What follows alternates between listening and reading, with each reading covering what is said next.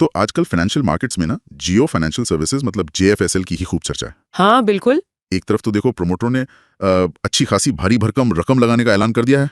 हाँ, और दूसरी तरफ वो ब्लैक रॉक वाली बात भी है, दुनिया की इतनी बड़ी कंपनी। सही, तो मतलब काफी कुछ पकड़ा है वहां पर। बिल्कुल। रिलायंस समूह की जो फाइनेंशियल शाखा है ना, लगता है बड़े इरादों के साथ ही मैदान में उतरी है। हाँ, और शुरुआत तो देखो कितनी धमाकेदार है। प्रमोटरों ने करीब 15,825 करोड़ के निवेश की बात कही है। 15,000 करोड़, बाप रे। हाँ, ये कन्वर्टेबल वारंट्स के जरिए होगा। भाव भी तय है, लगभग 316 रुपए 50 पैसे प्रति शेयर। 15,825 करोड़, ये तो मतलब बहुत ही बड़ी रकम है।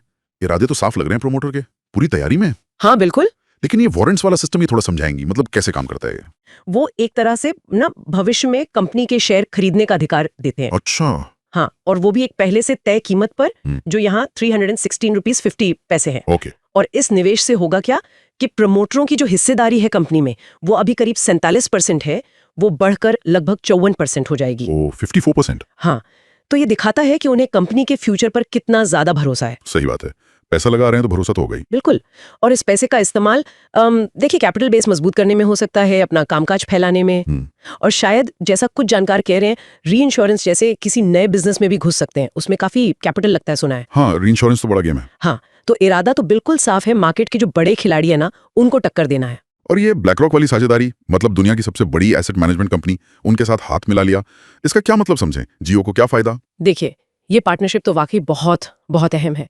जियो फाइनेंशियल और ब्लैक रॉक, ये दोनों मिलकर asset management, wealth management, broking, इन सब के लिए एक जॉइंट वेंचर मतलब जेवी बना रहे हैं। अच्छा, जेवी? हाँ, अब सोचिए, एक तरफ ब्लैक रॉक की ग्लोबल एक्सपर्टीज, उनकी टेक्नोलॉजी, और दूसरी तरफ जियो का भारत में इतना बड़ा नेटवर्क, इतनी पहुंच। हाँ, वो तो है। शुरुआत भी हो गई है। हाल ही में इन्होंने 3 डेट फंड्स लॉन्च किए हैं, लिक्विड, मनी मार्केट और overnight funds. Okay, debt funds आ गए। हाँ, और आगे इक्विटी और दूसरे फंड्स लाने की भी पूरी योजना है। लेकिन एक मिनट, इसमें मतलब आम निवेशक के लिए क्या खास हो सकता है? बड़ी कंपनियां तो पहले भी है मार्केट में। यही तो बात दिलचस्प हो जाती है। देखिए, खबरें आ रही हैं, पक्का तो नहीं कह सकते अभी, पर अटकलें हैं कि ये शायद सिर्फ 500 रुपए के मिनिमम इन्वेस्टमेंट से शुरुआत करने का मौका दें। क्या 500 रुपए? सच में? हाँ। अब ये सिर्फ कम रकम की बात नहीं है। नहीं, ये तो बहुत बड़ी बात है। हाँ, ये दिखाता है कि जियो शायद फाइनेंशियल प्रोडक्ट्स को भी ना टेलीकॉम की तरह ही एक मास मार्केट प्रोडक्ट बनाना चाहता है। मतलब जैसे जियो सिम घर घर पहुंचा है, वैसे ही म्यूचुअल फंड। कुछ वैसा ही, जहां शायद शुरुआत में वॉल्यूम ज्यादा जरूरी हो, मुनाफे से भी ज्यादा। 500 रुपए में म्यूचुअल फंड, यार सुनने में तो ये क्रांतिकारी लगता है बिल्कुल, पर क्या ये सिर्फ ग्राहक जोड़ने का तरीका होगा या वाकई आम निवेशक की पहुंच बदल देगा? देखिए, इनकी पूरी स्ट्रैटेजी ही डिजिटल फर्स्ट लग रही है। और साथ में कुछ रिपोर्ट्स ये भी इशारा कर रही हैं कि ये शायद जो पारंपरिक डिस्ट्रीब्यूटर्स होते हैं ना, उनको बाईपास करके सीधे निवेशकों तक पहुंच बना सकते हैं। ओह हाँ, डायरेक्ट।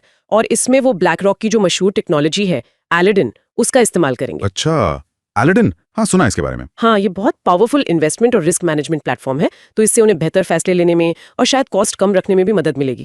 तो ये सब चीजें मिलकर ना म्यूचुअल फंड इंडस्ट्री में वाकई हलचल मचाने का दम रखती हैं, और जियो को ब्लैक रॉक की टेक्नोलॉजी और उनके ग्लोबल अनुभव का सीधा फायदा मिलेगा। तो मतलब ये सब सुनकर तो लग रहा है कि भाई कुछ बड़ा ही होने वाला है। अब वो बड़ा सवाल जो शायद हर निवेशक के मन में घूम रहा होगा, क्या अभी JFSL में पैसा लगाना चाहिए?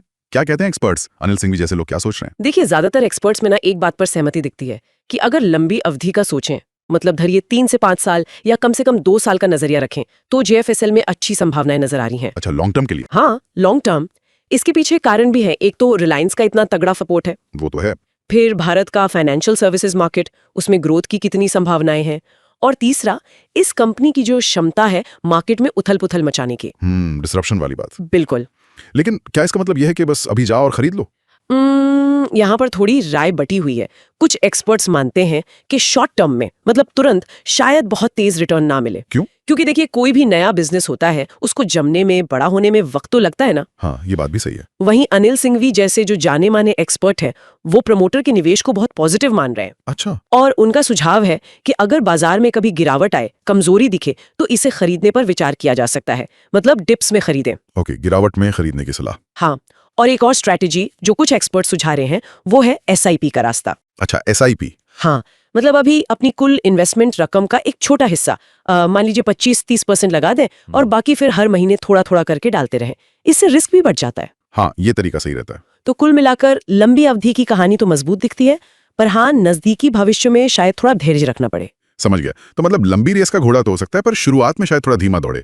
चलिए इस पूरी बातचीत को समेटते हैं जरा। मेन पॉइंट्स क्या निकले? एक तो प्रमोटरों का बड़ा निवेश जो उनके बुलंद इरादे दिखाता है। बिल्कुल। दूसरा, वो जियो ब्लैक रॉक की साझेदारी जो फाइनेंशियल प्रोडक्ट्स को आम आदमी तक ले जाने का दम रखती है, खासकर वो 500 वाली बात। हाँ, वो बहुत इंटरेस्टिंग है। और तीसरा, एक्सपर्ट्स लॉन्ग टर्म के लिए तो आशावान है, पर शॉर्ट टर्म में संयम रखने को कह रहे हैं।